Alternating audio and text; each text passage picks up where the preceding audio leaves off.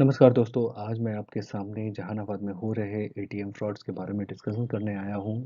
यहाँ आप देख रहे हैं ये जहानाबाद का मैप एरिया है और दूसरे स्लाइड में ये अदर साइड पे एटीएम के लोकेशन है। पर यह कहना बहुत मुश्किल है कि इन एटीएम्स में से कौन सा आपके ट्रांजैक्शन के लिए सेफ एटीएम है, कौन सा अनसेफ एटीएम है। ऐसा मैं क्यों कह रहा हूँ? पिछले 10 दिनों के अगर मैं 9 तारीख से उठाऊँ तो इससे ज़्यादा ये तो रैंडम है, रैंडमली मैंने अपने न्यूज़पेपर जो मेरे घर में आते हैं उसके कटिंग्स निकाले हैं।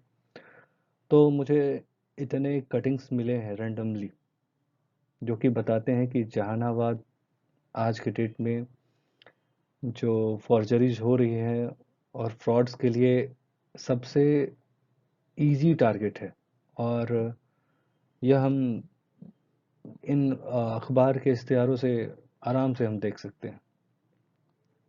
ये रिपोर्टिंग विगत 10 दिन के अंदर की है, तो आप सोच सकते हैं कि ये किस लेवल पे ये हो रहा है।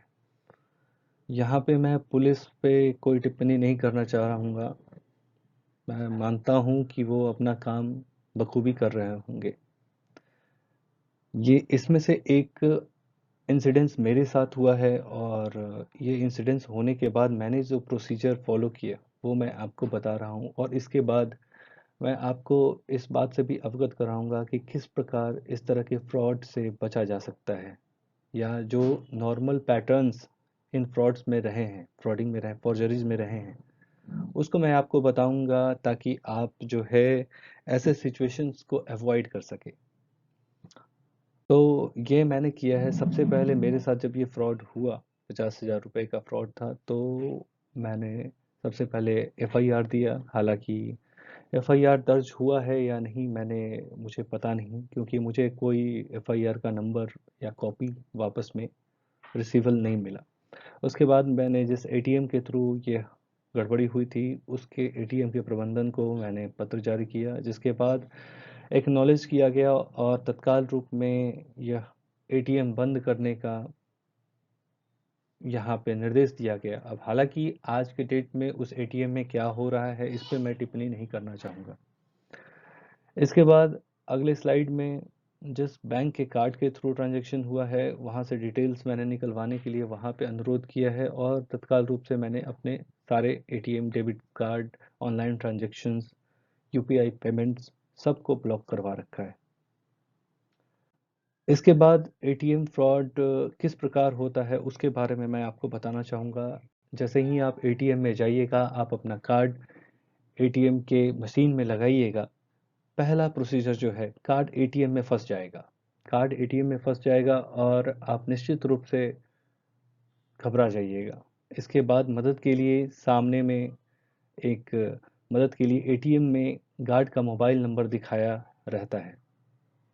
अगर आप वहाँ पे रहिएगा तो आपके जस्ट स्क्रीन के ऊपर या लेफ्ट में गार्ड का नंबर दर्शाया हुआ रहता है, जिसे आप अगर व्याकुल होके आप कॉल करते हैं कार्ड को निकालने के लिए। हालांकि मैंने जब मेरे साथ ये हुआ तो मैंने भरपूर कोशिश की, मैंने खुद से कोशिश की कैसे कैसे भी करके कार्ड वापस आ जाए, निकाल लूं। बट ये नॉर्मल प्रोसेस नहीं है, आपसे नहीं निकलेगा। तो गार्ड आपको, जब आप गार्ड को कॉल लगाइएगा दिए गए नंबर पे, तो गार्ड आपको मशीन से एटीएम कार्ड निकालने के लिए पिन दबाकर मशीन को रिसेट करने के लिए कहेगा। और यहाँ पे जैसे ही आप रीसेट करिएगा, आपका पासवर्ड कंप्रोमाइज हो चुका है, पासवर्ड हैकर्स के हाथ में जा चुका है। तो ऐसा ना करें।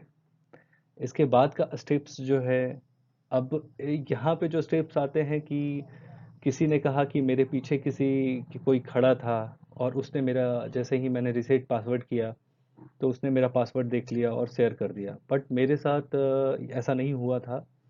ये वो आज के डेट में बहुत इजीली कोई भी वाईफाई कैमरा इंस्टॉल किया जा सकता है किसी भी, जब वहाँ पे ऐसा सिस्टम इंस्टॉल किया जा सकता है जिसमें कार्ड फंस रहा है, तो कोई ये बड़ी बात नहीं कि वाईफाई कैमरा भी वहाँ पे इंस्टॉल किया जा सकता है। क्योंकि मेरे केस में मैंने मेक श्योर किया था कि मेरे पीछे कोई ना हो पासवर्ड रिसेट करते समय।